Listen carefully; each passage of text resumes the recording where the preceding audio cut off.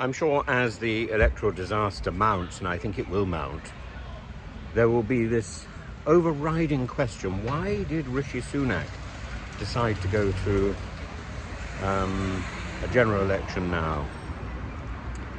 I don't think it was because interest rates have dropped. I think that's a nonsense.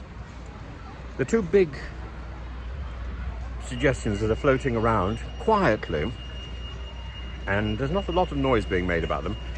One is that Chris Heaton Harris's statement that he was going to stand down at the next election should apparently have triggered a cabinet reshuffle, and perhaps Rishi Sunak wasn't happy to do that.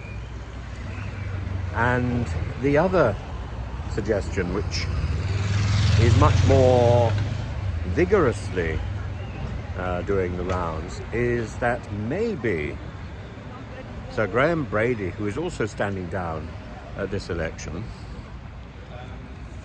has had a word in the ear of Rishi Sunak and said, look, the number of letters that he has received is fast approaching the point that would trigger a no confidence vote.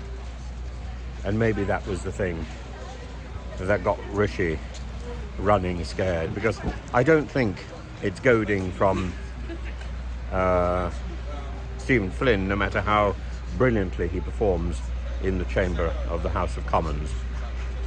I don't think that's what makes Rishi Sunak feared. But the thought of a no confidence vote and the possibility that he might lose that, and the resulting chaos in the Conservative Party. The point is, the question is whether or not we see the Conservative Party collapse before the general election or after it. My money is on the collapse of the Conservatives post the general election, and I still think that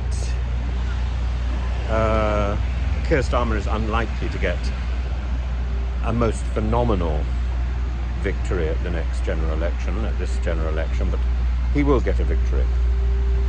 I think if Sunak makes any more bad calls, that victory could be phenomenal. And I don't think it's going to be that lots of people are going to be voting for Keir Starmer. I think it's that they're simply going to stay at home. And this will be, I think the turnout of this election will be the most interesting information that will be digested after July the 4th. This is so much a confirmation of the principle that elections in Britain are not won, they are lost.